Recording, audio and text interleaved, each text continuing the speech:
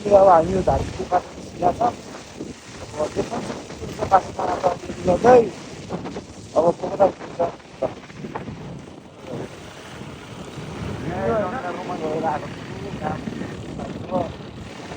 guys अब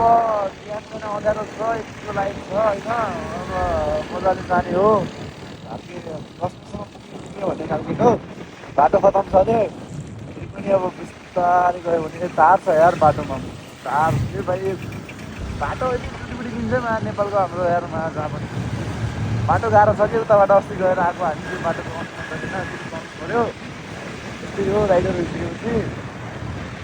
गइन्छ ल मजा 10 बजीसम्म पुगिन्छु कि भनेर भन्छु म आजको टार्गेट चाहिँ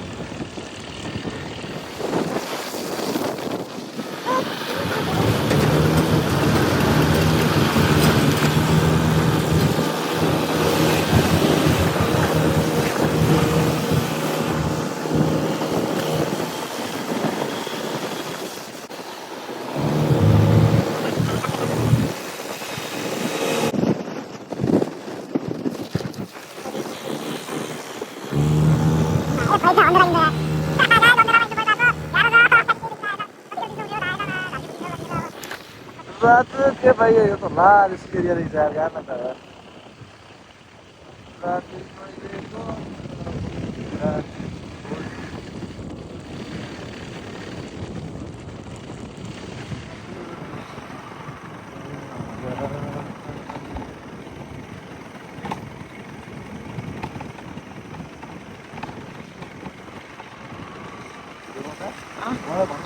अब यता अब होइन कता थाहा छैन तर यतै पुगिसक्यो यहाँबाट अब धादिएसको लागि छ बाटो सक्छ हो तर हात चिसोले 10 बाइक मात्र बाइक चढ्दैरो ब्रेक बाजिसकिराखेन गाह्रो छ कन्डिसन अहिले हात चिसोले बिहान खान अलिक चिसो उयो रहेछ के गर्नु यस्तो यस्तो कि यात्रीहरूको जिन्दगीमा कम्प्लेन गर्न मिल्दैन हो हामीले हिँड्नुपर्छ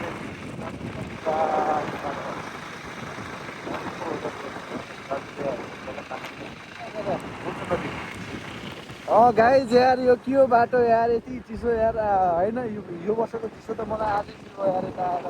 हात जमिसक्यो अनि बार्कियो कुहिरो लागाली पार्टी देखिँदैन यार गाह्रो छ टाइट छ त्यो चिनपारामा त गएन गाडी अवस्थामा गएको छु रमाइलो भइरहेको छ भाइ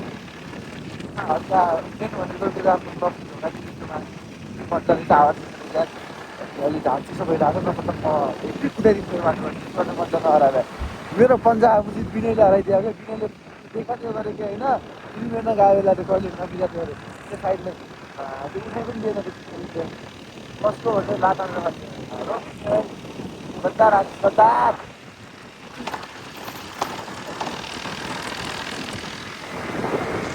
गाइज अस्ति अलि बाटो खतम थियो आज हल्का ठाउँ ठाउँमा अस्तिको बन्लाको पिच त भारी छ होइन अब बाटोको कन्डिसन त खराब छ किनकि होइन नेपालमा एक हप्तामा बाटो बन्दैन मैले थाहा छ अब जाम नआउनु पऱ्यो अनि त्यसपछि कहाँनिर हल्का फुल्का बाटो अलिकति पिच होला नत्र त यस्तै बाटो हो यो म्याक्सिमम् मुगलिङ पुग्दामा अफरोड सुरु हुन्छ हाम्रो यस्तै बाटो के गर्नु गाइस गाह्रो छ जिन्दगीमा नेपालमा यो बाटो अस्ति कम धुस्नु थियो त बाटो थियो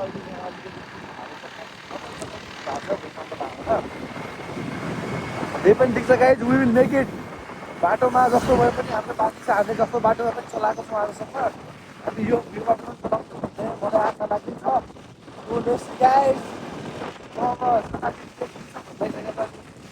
त्यसपछि के खाइन्छ के हुन्छ आज आफ्नो बाटोतिर पुग्दैछौँ यता एकछिन पैसा निकालेर पेट्रोल हाल्नुपर्ने भयो पेट्रोल त छ अलिकति त्यही पनि हालिहाल्नुपर्छ ल अब पुगिन्छ मजाले पुगिसकेका छौँ त यहाँ त बस्नै पर्ने हुन्छ त रेस्टिङ पुरो ओसी चिया सिया खानु पऱ्यो एकलोट अब बिहानमा बाटो राम्रो भइसकेको रहेछ यताको त अहिले त अब सामान ग्यास पेट्रोल हाल्नुपर्छ अब एकछिनमा बिहान मजा आउँदो रहेछ चलाउन मनोकामना पुग्यौँ हामी अहिले यो धेरै बजीको यात्रापछि धेरै बजी त भन्दैन लगभग हामी छिटै पुग्यौँ आज अस्ति कम्पिटिसनमा बाटो अलिक राम्रो भएर होला मजा लाग्छ चलाउन अहिलेसम्म त अब 1 घन्टामा पुग्छौँ होला मुगलिङ म्याक्स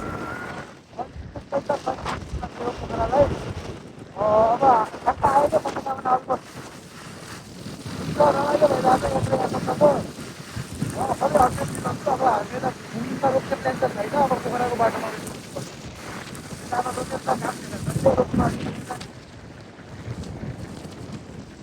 गाइज अब हामी मनोकामना केटीको दर्शन गरिदिनु दर्शन गरे भगवान् रक्षा गरून् सबैको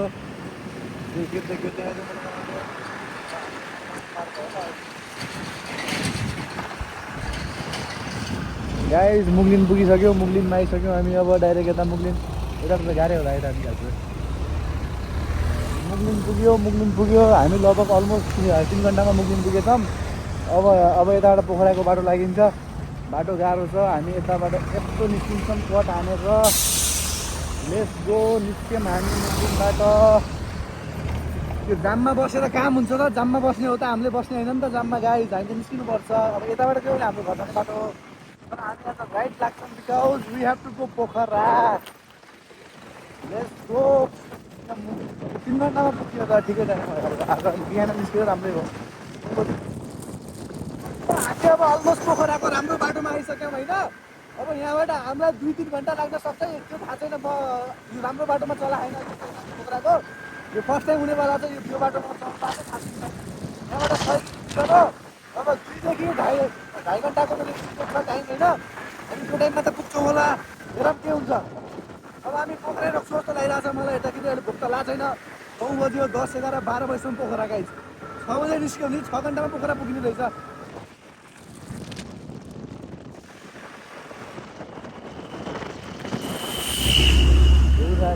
बतास चल्यो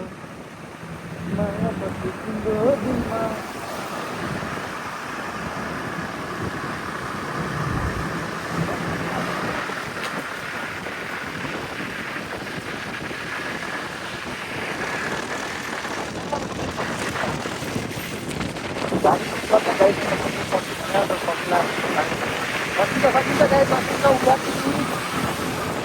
जानै पर्छ लोइन त टाइममा नत्र त ट्रकको पछाडि बस्न अलिक गाह्रो पर्छ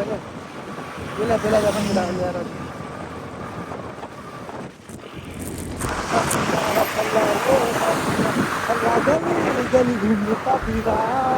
गाइजहरू हामी पोखराको बाटोमा छौँ होइन यो बाटो अहिलेसम्म त राम्रो लाग्छ चिन्ता गर्नुहुँदैन यो बाटो अलिक ठिक भइरहेछ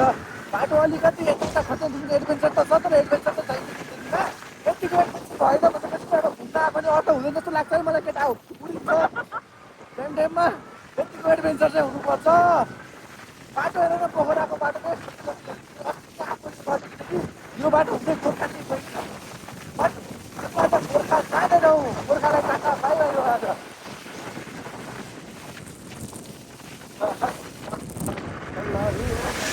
गाइस यो पोखराको अहिले भनेको बाटो होइन अहिलेसम्म बाटो त एकदम राम्रो लागिरहेछ मलाई हेल्मेट छ स्पिड यति छ स्कुटरको अलिक कन्ट्रोल गर्न गाह्रो होला कि जस्तो लाग्छ स्पिड कम गर्छु तर पछाडिबाट फेरि गाडीहरू आइहाल्छ क्या ओभरटेक गर्न हामीले अलिक यस्तो बाटोहरूमा गएर म आफ्नो त्यसमा जान्छु बाटो बबाल छ पोखरासम्म हाम्रो यात्रा एकदमै रमाइलो रमणीय हुनेवाला छ गाइस बाटोको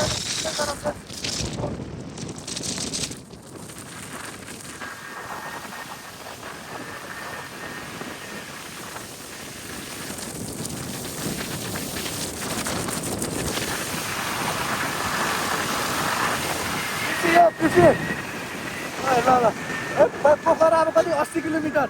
अब पोखरा 80 किलोमिटर छ यहाँबाट 80 किलोमिटर ढुम्रेतिर बसी ढुम्रे आयो दार अहिले कति बजेर अहिले ढुम्रे पुग्यो गाइज अहिले गयो ढुम्रे बजारमा यहाँबाट बन्दीपुर 1 किलोमिटर दमौली कट्यो गाइज अब दमौली कट्यो हामी दमौली पसिसकेको छ अब यहाँबाट जम्मा कति 50 किलोमिटर छ अनि त्यसपछि हामी पुग्छौँ होला अब अलमोस्ट कति लाग्ला र 5 किलोमिटर बाटो राम्रो भनेर 1.5 घन्टा नभए 2 घन्टा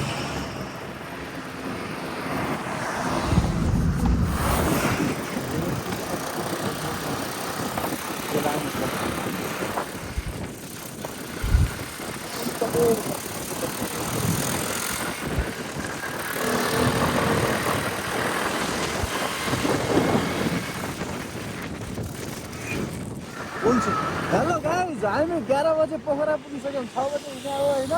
अलमोस्ट 5 घन्टामा पोखरा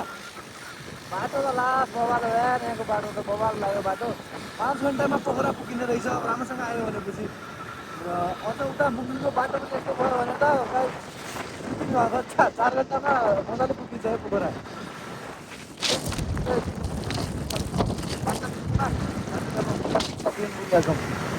ल गाइस सी यु सुन लेक साइडको पनि आउनु पर्छ आज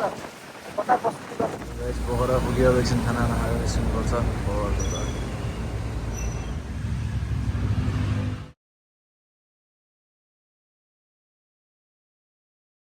रुम यो मेरो रुम बुक गरिसकेँ अब यस्तो मस्त बस्ने हो भ्युज त कडा देखिन्छ अरे यहाँबाट फेवा लेक छ त उता डाइरेक्ट मजा आयो फेवा लेक हेर्नु पऱ्यो एकछिन निस्किनु पऱ्यो एकछिन लिफ्टवाला होटलमा छु है म लिफ्टवाला बडाङगुडुङ छानेर अब निस्किने हो स्कुटरमा छु रेगुलरमा जाम जाम जाम जाम पोखराको लेभल देखाइदिनु पर्दा हजुरहरूलाई ल गाइस पोखराबाट अब हामी यसो घुम्न निस्केछौँ यता अब डेभिस फलतिर जाने हो म डेभिस फलतिर गइरहेको छु गाइस त्यहाँ पुगेर देखाउँछु म ठिक गर्दै अनि त्यसपछि चाहिँ लेफ्ट साइडतिर आउने हो अनि कायाकिङ पनि हान्छ आज अनि त्यसपछि सक्यो आजको पोखरा फल पनि हेर केटा हो डेभिस फल तिमीहरूको लागि म डेभिस फल पुग्दै यो बरफ अहिले हिमा चढ्नुपर्छ एकछिनमा मजा आइरहेको छ घाम ताप्न ताल्नु पुग्यो गाइस अब हाम्रो बोटिङ पनि सकिन्छ अब यहाँबाट टक्रक्कै सक्यो आजको अब एडभेन्चर पुरै सकिन्छ अब हामी लाग्छौँ आज लास्ट डे होइन यसपछि सकिन्छ सबै कुराहरू अब मलाई अब भिडियो बनाउनु पनि झ्याउलाइसक्यो केटा हो तिमीहरूको लागि बनाइदिएको थिएँ भिडियो अब एकचोटि बनाइदिएँ यसपछि सक्यो भाइ यसपछि भिडियो आउँदैन अब मलाई झ्याउलाइसक्यो भिडियो बनाउँदा एक्लै ग्रुपमा चाहिँ खासमा मगाउने रहेछ केटाहरू भएपछि भिडियो बनाउन अब एक्लै के बोल्नु झ्याउलायो ल